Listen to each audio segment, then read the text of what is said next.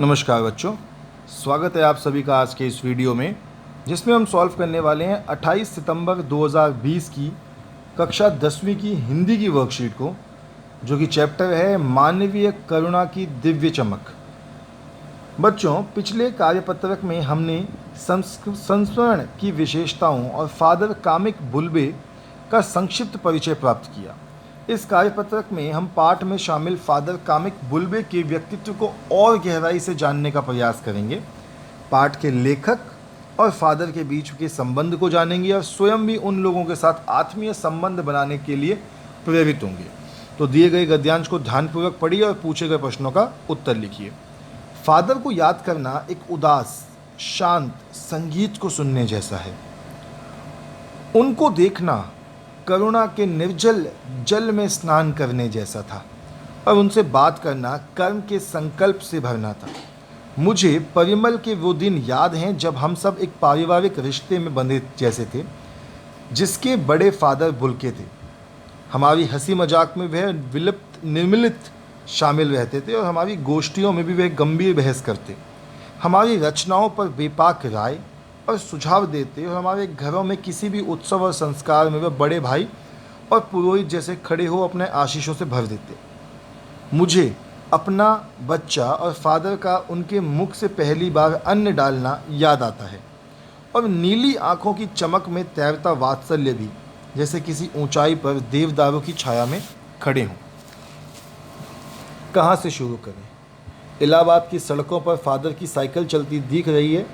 वह हमारे पास आकर रुकती है, मुस्कुराते हुए उतरते हैं। देखिए देखिए, मैंने उसे पढ़ लिया है। मैं कहना चाहता हूँ, उनको क्रोध में कभी नहीं देखा, आवेश में देखा है और ममता तथा प्यार के लबालब छलकता महसूस किया है। अक्सर उन्हें देखकर लगता है कि बेल्जियम में इंजीनियरिंग के अंतिम वर्ष में पहुंचकर उनके मन में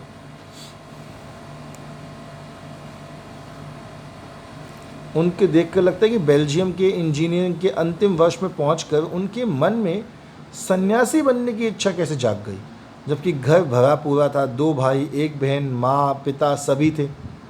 ये हमने लिया है, जो लिया आज का पाठ है, ये संदर्भ में से लिया गया है और पाठ का नाम है मानवीय करुणा की दिव्य चमक। सर्वेश्वर दयाल सक्सेना जी द्वारा लिखा गया है। तो कुछ शब्द जो हैं उनका मतलब यहाँ पे लिखा हुआ, आप देखना चाहे देख सकते हैं। हम प्रश्न उत्तर शुरू करते हैं। तो पहला प्रश्न है, लेखक ने फादर को याद करने, देखने और बात करने को किन किन चीज़ों से जोड़ा है? तो बेटा, लेखक के अनुसार फादर को याद करना उदास शांत संगीत सुनने जैसा था। उनको देखना करुणा के निर्मल जल से स्नान करने जैसा था और उनसे बात करना कर्म के संकल्प से भरना ऐसा था। दूसरा है कि लेखक को अपने घर से जुड़ी फादर कामिक बुल्बे की कौन सी बातें याद आती हैं? तो लेखक को फादर कामिक बुल्बे द्वारा अपने बच्चों के मुख से अपना पहला अन्न डालना याद आता है। तीसरा प्रश्न था कि इस गद्यांश को पढ़कर फादर के व्यक्तित्व की किन्हीं 4 विशेषताओं को लिखिए। तो बेटा, सबसे पहली बात तो फादर जो बुल्के थे वो एक सरल स्वभाव के व्यक्ति थे। वे बेबाक थे। अगर कोई चीज़ उन्हें बुरी लगती है तो बिल्कुल मुंह पे बोलते थे। उनका स्वभाव बहुत शांत था और हिंदी साहित्य की वो एक अच्छी समझ रखते थे। इसीलिए लेखक जो भी लिखता था उस पर वो अपनी बेबाक राय देते थे कि वो कैसा उनको लगा, उसमें क्या और कमियां हैं और कैसे उनको दूर किया जा सकता है। कर लीजिए उन उत्तरों को नोट डाउन, फिर आगे बढ़ते हैं। चलिए आगे बढ़ते हैं। चौथा है कि आप भी अपने जीवन से जुड़ी किसी ऐसी घटना या ऐसे व्यक्ति का वर्णन कीजिए जो आपको अभी तक याद हो। तो मुझे मेरे एक शिक्षक बहुत अच्छे से याद हैं जो हमें 3वीं कक्षा में पढ़ाते थे। वे हम सब बच्चों को बातों बातों में बहुत कुछ सिखा जाते थे, पता ही नहीं चलता था। वे सभी बच्चों के घर भी आया जाया करते थे। जब कोई बच्चा बीमार होने के कारण स्कूल नहीं आ पाता था तो उसे देखने के लिए उसके घर जाया करते थे। तब स्कूल हमारा दूसरा घर हुआ करता था। उनके पढ़ाने का ढंग निराला था। आज भी हमें जब भी समय मिलता है उनसे मिलना, बातें करना दिल को बहुत सुकून देता है।